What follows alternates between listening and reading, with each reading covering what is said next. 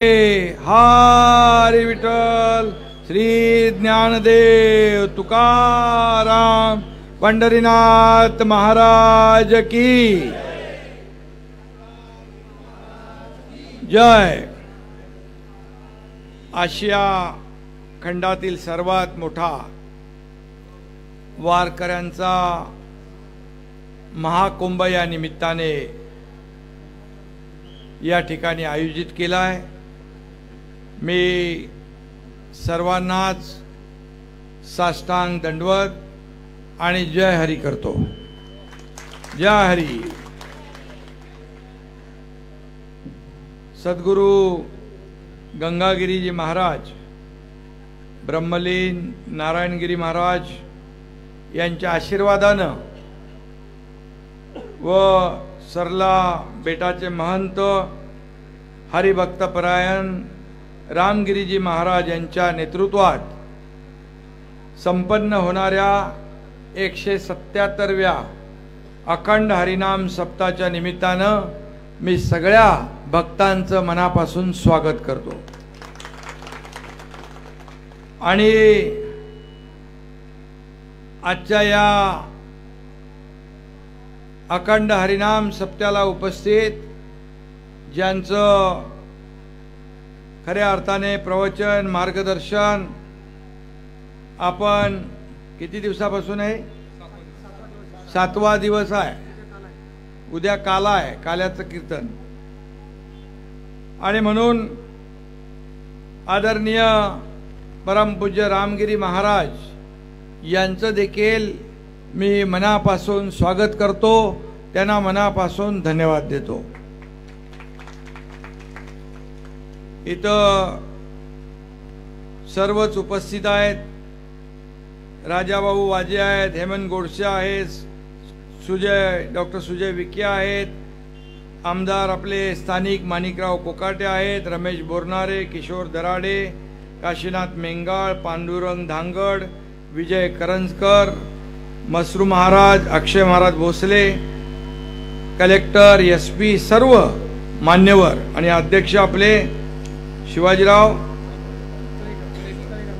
तळेकर महाराज, त्यांचे सर्व सहकारी, या सगळ्यांचं मनापासून मी स्वागत करतो।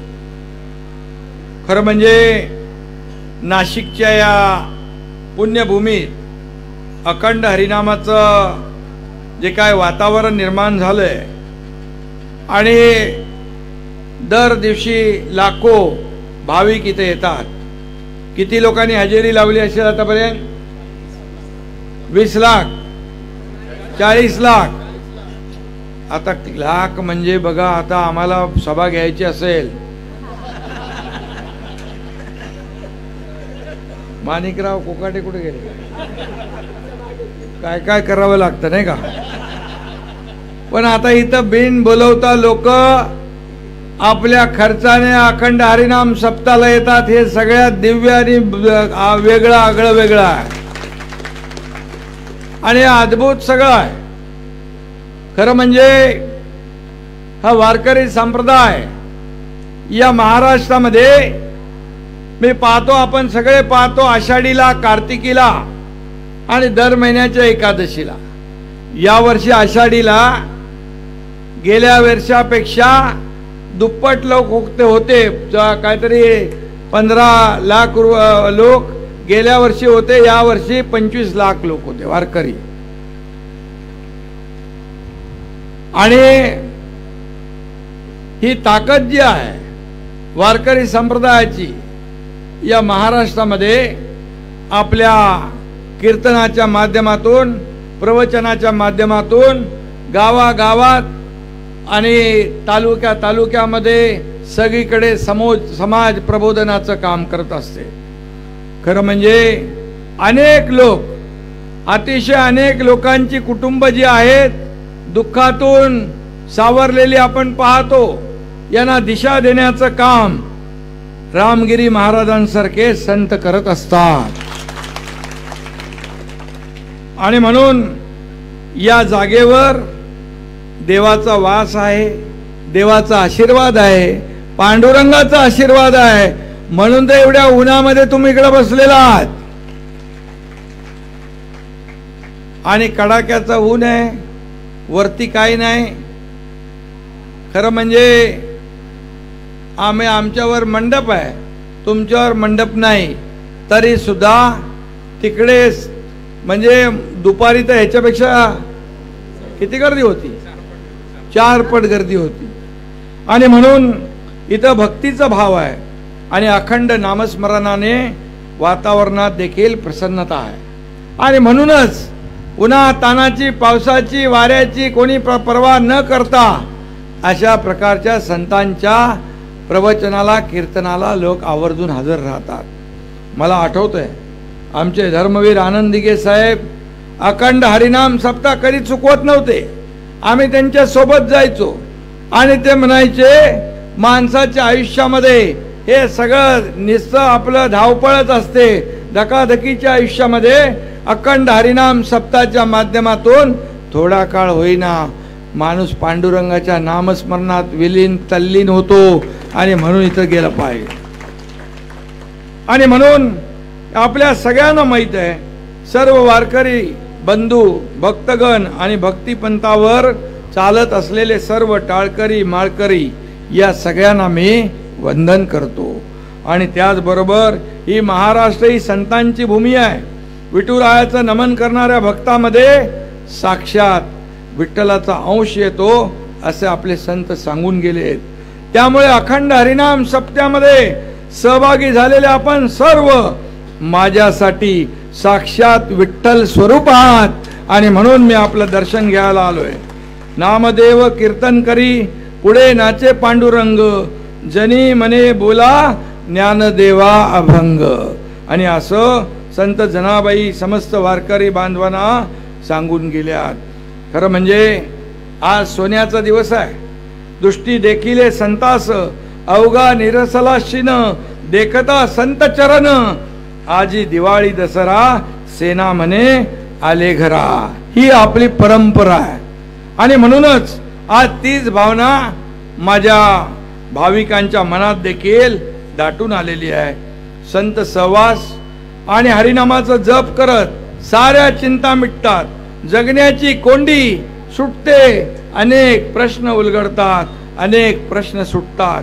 आणि म्हणून मनाला उभारी आणि जगण्याची दिशा मिळाल्याची भावना अशा प्रकारच्या अखंड हरिनाम सप्ताहामधून मिळत असते.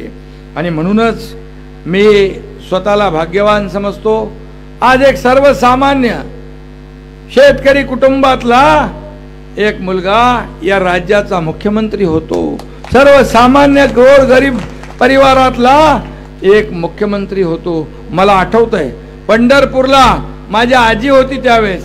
आजी, माझे आई वडील मला घेऊन गेले होते पंढरपूरला.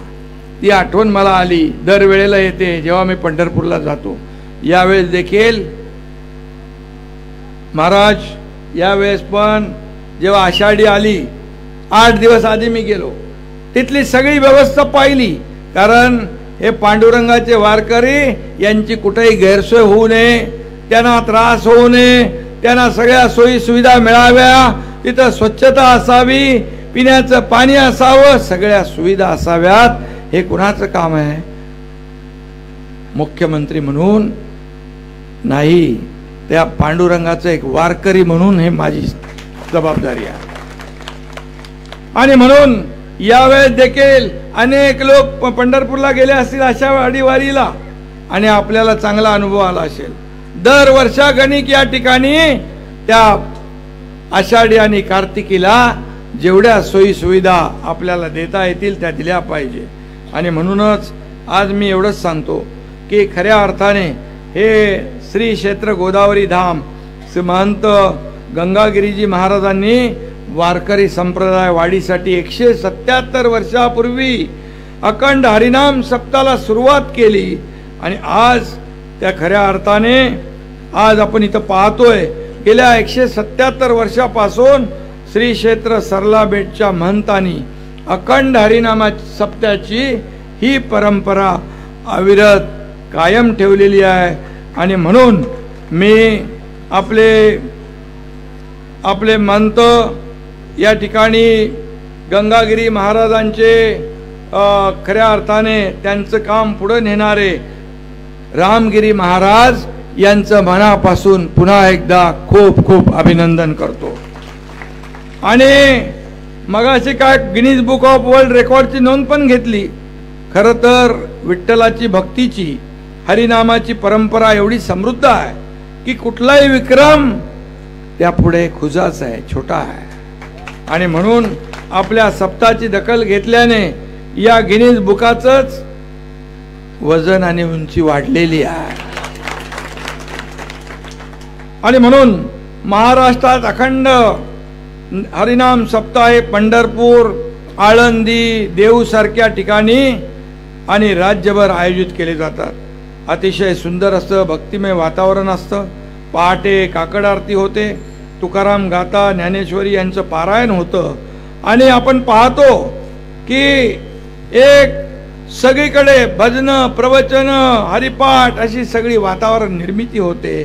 त्यामुळे हा आठवडा कसा जातो ते आपल्याला कळत देखील नाही. आणि म्हणूनच संत ज्ञानेश्वर, संत एकनाथ, संत गोरा कुंभार, संत चोकामेळा, संत जनाबाई, संत तुकाराम, संत नामदेव, संत निवृत्तीनाथ, संत मुक्ताबाई, संत सावतामाळी, संत सोपानदेव यांच्या सोबतच अनेक संतांनी आपल्या अभंगातून, आपल्या प्रवचनातून, आपल्या निरूपणातून एक सकारात्मक दिशा समाजाला देण्याचं काम केलेलं आहे. तीच सकारात्मकता, एक पॉझिटिव्हिटी सगळ्यांनी जपली पाहिजे. आणि म्हणूनच काय आपण पाहतो ते बघा, आज जे काय चाललंय आपण पाहताय. आणि आता माझ्या बहिणी इथे आहेत. माझ्या बहिणींना देखील मुख्यमंत्री माझी लाडकी बहीण योजना आम्ही चालू केली. आज लगेच किती महिलांना मिळाले पैसे? 14 तारखेपासून सुरू झालंय. उद्या, परवा, 13 रक्षाबंधन पर्यंत सगळ्यांच्या खात्यात 2-2 हप्ते सगळे दिले जातील. आणि त्याचबरोबर ज्या माझ्या बहिणींचे फॉर्म कुठं त्रुटी असेल, काय अडचण असेल, ते देखील दूर केले जातील. जुलै पासून आपली योजना सुरू झाली आहे. जुलै, ऑगस्ट, सप्टेंबर मध्ये जरी तुमचा फॉर्म भरला तरी 3 महिन्याचे पैसे तुमच्या खात्यामध्ये जमा होतील. आणि लाडकी बहीण केली आम्ही, तर विरोधक म्हणाले लाडकी बहीण आणली, आता लाडक्या भावाचं काय? आम्ही लाडका भाऊ पण आणला. त्यांना वाटलं हे आणणार नाहीत. त्यांना वाटलं लाडक्या बहिणीला पण लगेच काही योजना कशी देतील एवढी. यांच्याकडे कुठं पैसे आहेत? पैसे असतात पण देण्याची नियत लागते, नियत. आणि ती आम्ही दाखवली. आणि म्हणून लाडक्या भावाला पण 6,000, 8,000, 10,000 महिन्याला स्टायपंड देण्याचा निर्णय सरकारने घेतला. आणि काल मी पाहिलं अनेक ठिकाणी नगरपालिका, महापालिका, जिल्हाधिकारी कार्यालय, प्रांत ऑफिस, खाजगी कंपन्या, बँका यामध्ये अप्रेंटिसशिपसाठी मुलांना अपॉइंटमेंट देणं चालू झालं. आणि ही जे बेरोजगार मुलं आहेत त्यांना त्यांच्या शिक्षणाप्रमाणे 10,000 रुपयापर्यंत स्टायपंड मिळणार. ही योजना देखील या देशामध्ये आणणारं हे आपलं पहिलं राज्य आहे, महाराष्ट्र. माझ्या बहिणींना 3 सिलेंडर मोफत वर्षात देण्याचाही निर्णय आपण घेतला. त्याचबरोबर शेतकऱ्यांना देखील वीज पंपाने शेती करण्याला वीज बिल माफ करण्याचा देखील आपण निर्णय घेतला. जे आपले ज्येष्ठ आहेत सगळं आता झालं, बहीण झाली, भाऊ झाला, शेतकरी झाला. ज्येष्ठ म्हणाले आम्ही काय घोडं मारले. मग ज्येष्ठांना आपण वयोश्री योजना आपण सुरू केली. 3,000 रुपये त्यांच्या खात्यात जमा होतील.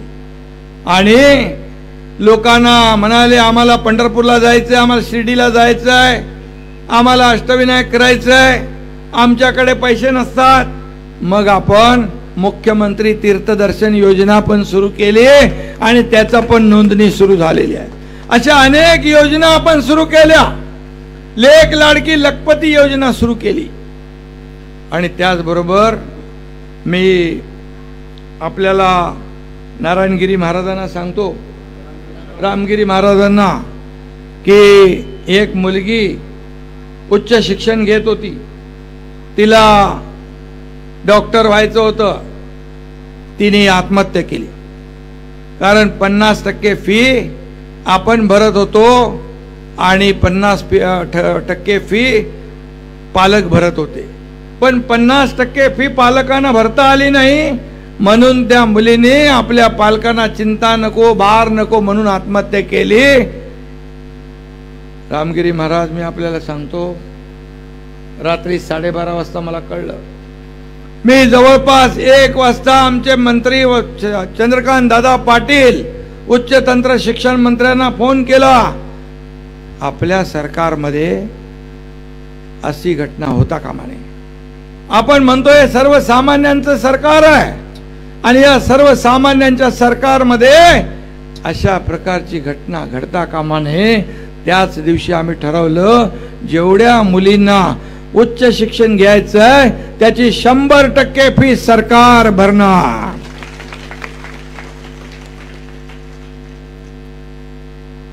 महाराज, संधी मिळाली म्हणून बोलतोय मी.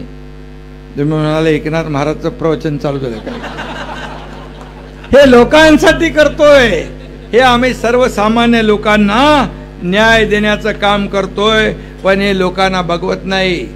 मुख्यमंत्री माझी लाडकी बहीण योजना सुरू केल्याबरोबर अनेक लोकांना पोटदुखी सुरू झाली, पोटात दुखायला लागलं. म्हणाले, हे काय देणार, हे कुठून देणार, हे फक्त चुनावी जुमला आहे, हे काय योजना होणार नाही. जसे पैसे खात्यात जमा व्हायला लागले की त्यांचे चेहरे पांढरे फटाक झाले आणि म्हणाले, लवकर लवकर काढून घ्या, पैसे लवकर लवकर काढा, नाही तर सरकार वापस घेईल. पहिले म्हणाले देणारच नाही, दिल्यावर म्हणतात लवकर काढा. अरे हे देणारं सरकार आहे, घेणारं नाही. ही देना बँक आहे, लेना बँक नाही. आणि म्हणून जे आम्ही करतो ते प्रामाणिकपणे करतो. जे होणार आहे तेच आम्ही बोलतो, जे व्हायचं, जे करायचं तेवढंच आम्ही बोलतो. आणि म्हणून आज सरकार स्थापन झाल्यापासून शिवासाहेब चालू आहेत, आरोप चालू आहेत, परंतु एकनाथ शिंदे आणि आम्ही सरकार, माझे दोन्ही उपमुख्यमंत्री, आम्ही कुठल्याही आरोपाला उत्तर आरोपाने देत नाही, कामातून देतो. आणि तुमच्यासारखे संत आमच्या पाठीशी आहेत म्हणून आम्हाला काही भीती नाही आहे. हा आशीर्वाद जो आहे संतांचा, या वारकऱ्यांचा, याच्यामुळे ऊर्जा मिळते, प्रेरणा मिळते, काम करायची उर्मी येते आणि काम आपण करतो सर्वसामान्यांसाठी. आणि म्हणूनच आम्ही किती जरी राजकारणी मुख्यमंत्री असलो तरी सुद्धा तुमच्यापेक्षा आम्ही, आमचं स्थान जे आहे, हे आध्यात्मिक जे अधिष्ठान आहे ते मोठं आहे, संतांचं अधिष्ठान मोठं आहे, हे मी नेहमी सांगत असतो. कारण शेवटी संत परंपरा ही श्रेष्ठ आहे. आणि म्हणूनच आज एवढंच मी सांगतो की आज जो या ठिकाणी अखंड हरिनाम सप्ताह जात होतोय, मला वाटतं एकदा आपल्या तिकडं वैजापूरला आलो होतो आणि वैजापूरला देखील पाहिलं मी. एकादशीला पंगत होती, आज पण एकादशी आहे. बघा कसा योगायोग आहे, एकादशीला एकनाथ तुमच्या दर्शनाला आलेला आहे. आणि म्हणून मी एवढंच सांगतो की माझ्या बहिणींना, की आजपर्यंत मी आकडा बघितला, 80 लाख माझ्या लाडक्या बहिणींच्या खात्यात पैसे जमा झालेले आहेत. 80 लाख बहिणींच्या. आता उद्या 2-3 दिवसामध्ये जवळपास 1.5 कोटी महिला भगिनींच्या खात्यामध्ये पैसे जमा होतील. उरलेल्या बहिणींच्या टप्प्याटप्प्याने पैसे जमा होतील. ही सुरुवात झालेली आहे आणि ही थांबणार नाही. 2 महिने 4 महिने नाही, पूर्ण आर्थिक वर्षाची तरतूद आम्ही केली आहे आणि पुढची अनेक वर्ष तुमच्या आशीर्वादाने ही योजना कायम चालू राहणार, एवढंच आपल्याला सांगतो. पण जे लोक आपली दिशाभूल करतायत, महाराज फक्त दिशाभूल करून हे थांबले नाहीत, हे कोर्टात गेले. कोर्टामध्ये गेले, बोले ही योजना बंद करा. माझा न्यायालयावर विश्वास होता. न्यायालयाने त्यांचं अपील फेटाळलं. त्याने एक जोरदार चपराक दिली आणि माझ्या बहिणींच्या बाजूने निकाल दिला आणि त्यांचे तोंड पडले. आपण आनंदाचा शिदा देतो. दिवाळी, दसरा, गणपतीला काय मिळतं त्याच्यामधून? रवा, साखर, मैदा, डाळ, तेल एवढं आपण देतो. काही जास्ती काय उपकार करत नाही. पण त्याच्यावर पण कोर्टामध्ये जाण्याचं पाप या लोकांनी केलं. म्हणजे गरिबाच्या तोंडचा घास पळवण्याचं पाप कोण करतंय? मग माझ्या बहिणींना माझं सांगणं आहे, तुमचे भाऊ तुमच्या सोबत आहेत, मी आहे, माझ्याबरोबर आणखी 2 उपमुख्यमंत्री भाऊ आहेत, इथं बसलेले सगळे भाऊ आहेत. तुमची काळजी हे भाऊ घेणार. तुम्हाला जी जी मदत करायची आहे ती सगळी करणार. महिला सक्षमीकरणासाठी जे निर्णय घ्यायचे ते घेणार. आणि तुम्हाला मी एवढंच सांगतो, फक्त खोडा घालायचं काम ज्यांनी केलंय, ही योजना बंद पडायचं काम ज्यांनी केलंय, त्या सावत्र भावांपासून सावध राहा.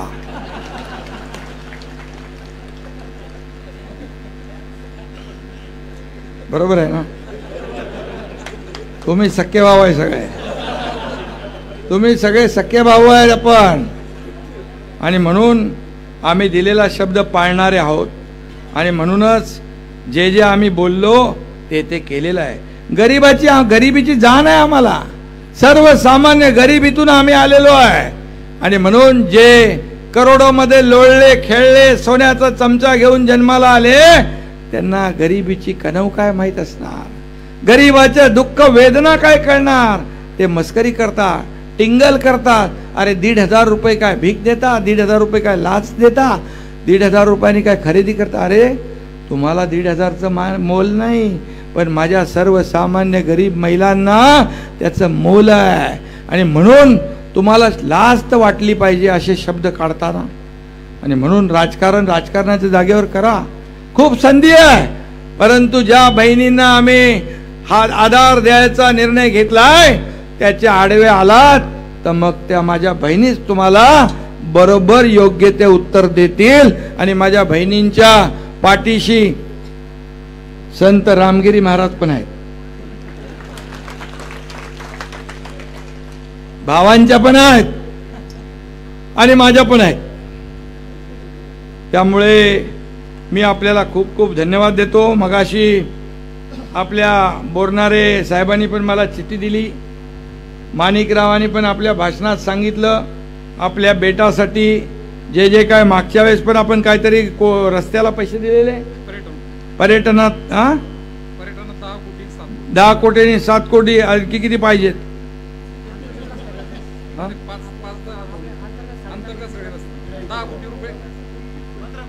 जे काही तुम्हाला लागतील 5, 10, 15 कोटी एकनाथ शिंदे ते पैसे देईल, सरकार ते पैसे देईल. कारण काय स्वतःसाठी नाही आहे, काय फक्त रामगिरी महाराजांसाठी नाही. येणाऱ्या सगळ्या तमाम भक्त वारकरी संप्रदायाला सोयी सुविधा मिळण्यासाठी आहे. त्याने स्वतःसाठी काय मागितलं नाही. हे मागितलं ते जनतेसाठी मागितलेलं आहे. माझ्या वारकरी तमाम भक्तांसाठी, बांधवांसाठी, भगिनींसाठी मागितलेलं आहे. आणि हे सरकार सर्वसामान्यांचं आहे. हे सरकार शेतकऱ्यांचं आहे. हे सरकार कष्टकऱ्यांचं आहे. सरकार वारकऱ्यांचं आहे. आणि हे सरकार माझ्या माता भगिनींचं, युवकांचं, युवतींचं, ज्येष्ठांचं, सगळ्यांचं सरकार आहे. आणि म्हणून जिकडे जातो, मला थोडा यायला उशीर झाला, ज्यांच्या खात्यात पैसे जमा झाले त्या 500 बहिणी तिथं येऊन थांबल्या होत्या त्या सह्याद्री गेस्ट हाऊसच्या समोर राख्या बांधायला. आणि त्यामुळे येता येता उशीर झाला. मी आपली सगळ्यांची दिलगिरी व्यक्त करतो आणि आपल्याला सांगतो, मगाशी मला काही लोकांनी सांगितलं, अर्ज दिला, संत परंपरा ही मोठी आहे. संतांच्या आशीर्वादाने हे राज्यकारभार सुरू आहे. आणि म्हणून या महाराष्ट्रामध्ये संतांच्या केसाला देखील धक्का लावण्याची हिंमत करता कामा आणि म्हणून मी आपल्याला खूप खूप शुभेच्छा देतो, मनापासून आपल्याला धन्यवाद देतो. असेच आपले सगळे हरिनाम सप्ताह, अखंड हरिनाम सप्ताह कायम ठेवा. आणि मी तुम्हाला मनापासून जिथं जिथं असे अखंड हरिनाम सप्ताहाचं आयोजन होतं तिथं मी उपस्थित राहण्याचा प्रयत्न करतो, एवढंच सांगतो. आणि उद्या आपल्याला इतिहासात पहिल्यांदा आपल्याला आषाढी वारीच्या दिंड्यांना सरकारने 20,000 रुपयाचं अनुदान देखील देण्याचा निर्णय घेतला होता. आणि असं सरकार आहे आपलं. आणि म्हणून 2023 आणि 24 मध्ये जे आषाढी वारीला जात असताना 6 वारकरी बांधवांचा नाशिक मधले त्यांचा मृत्यू झाला होता अपघातामध्ये. आणि म्हणून मी त्यांना मुख्यमंत्री सहायता निधीमधून त्यांच्या परिवाराला 5-5 लाख रुपये देण्याचा निर्णय इकडे घेतो. आणि पुन्हा एकदा सगळ्यांना हरिनाम सप्ताहाच्या शुभेच्छा देतो. धन्यवाद. जय हिंद, जय महाराष्ट्र. धन्यवाद साहेब. यानंतर